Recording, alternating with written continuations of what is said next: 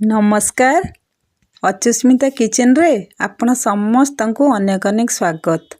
आज मु आपण मानक संगे शेयर करने को जाऊँगी क्रिस्पी छतु पकुड़ी।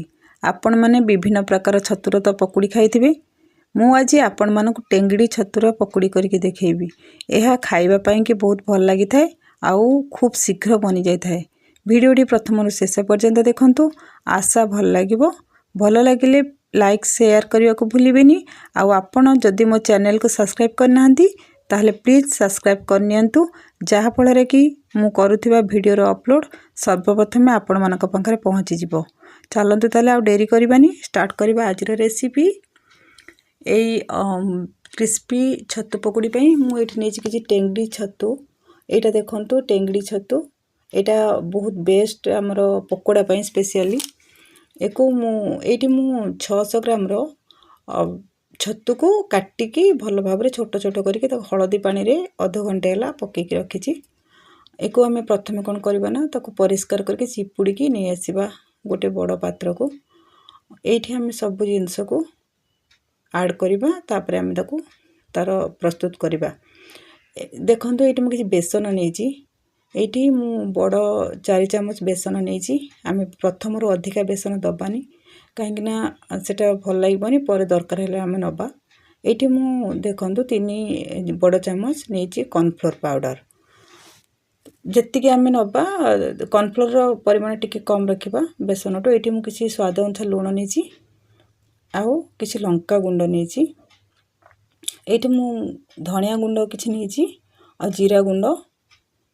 ये मु चिकेन मसला टे नहीं। चिकेन मसला देवे बहुत बढ़िया लगे।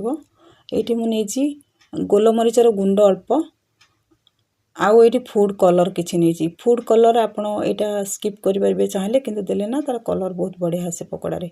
ये मु अदा रसुण और कंचा लंका को छेचिक नहीं। आप चाहिए यार पेस्ट नहीं पारे किंतु छेचिक नेले बहुत बढ़िया लगे।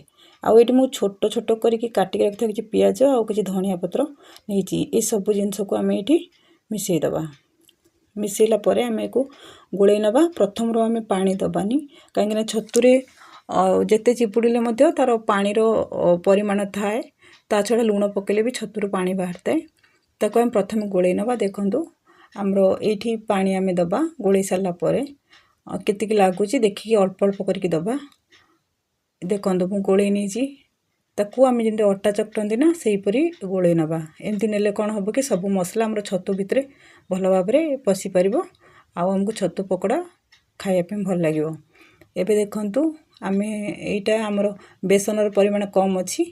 आम ये आउ टे बेसन मु ऐड कर आउ 2 चामच मुझे माने मते 6 चामच बेसन ये लगी आउ 3 चामच कॉर्नफ्लोर लगी।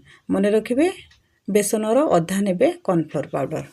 तापर आम को कौन करवा ना ये पकोड़ा ए प्रस्तुत करवा। प्रथम आम गोटे गैस रे गोटे कड़ाई बसैबा आउ किछि तेल दबा। ताको भल भाव प्रथम आम गरम करनबा तेल को। ये देखो मु गोटे कड़ाई बसैकी तेल दे देछि। तेल आमर गरम हो गलानी। ये आम गोलिकी रखिथिबा छतु को छोट छोट जमी पकुड़ी करती ना सेमती करिकी आमर कड़ाई जेतिकी जगह हम तेल रे आम ताकू दबा। बेसी दबानी, बेसी देले एटा कौन हम कि भल हेनी। एमती कर सारा पर आम कड़ाई को टे हल्ई दबा। प्रथम आम खड़िका कि जाली चटू किसी मारबानी। एमती करने फल से क्या किसी लगे बहुत बढ़िया भाव बनीज। तापर आम देखो गोटे पट आम होगला। तो आम जो बबल्स बाहर तुला ना से गुड़ाक भी कमीगला। आम ताकू तापर जाली चटू साहाय्य आम ताकू टे एपट सेपट करनबा। जोटा जो पट आम उपरकू थिला ताकू तल को करदबा एवं तल पट को उपरकू करदबा। ये देखंतु तार परिमाण भी केते कमी गलानी कड़ाई रे। एबे आमर देखंतु पकोड़ा केते बढ़िया भाव रे पूरा क्रिस्पी हेकी एपरी भाव रे आम सब गुडी को खोली नबा। एपरी भाव मोर 3 थर हेतिला। मु आउ गोटे थर आपन करके देखौची। से सेम प्रोसेस रे देखंतु कड़ाई आम प्रथमे जोरे हिट कर नबा। तापर आम ताकू पकुड़ी गुड़ी को देदबा छोट छोट करके। एटा ना छोट छोट करके कले ना बहुत बढ़िया लगे, क्रिस्पी हुए आ खायापी कि भल लगे। यहपरी भाव में आम सेम प्रोसेस रे देदबा। तापर आम देखंतु आमर पकुड़ी केते बढ़िया भाव में होगलानी। यहपरी भाव में आम सब गुड़ी को करके खोली नबा। एबे देखंतु हमर सब पकोड़ी गुड़िक प्रस्तुत हो जाइए। एकु आपण निश्चित भाव में थरे बनातु एवं ये ठंडा ठंडा शीतुआ पागरे यार मजा नियंतु एवं आपणक मतामत मो सागर शेयर करंतु। आज रही पुणी आसी आउ एक रेसिपी नहीं। जय जगन्नाथ।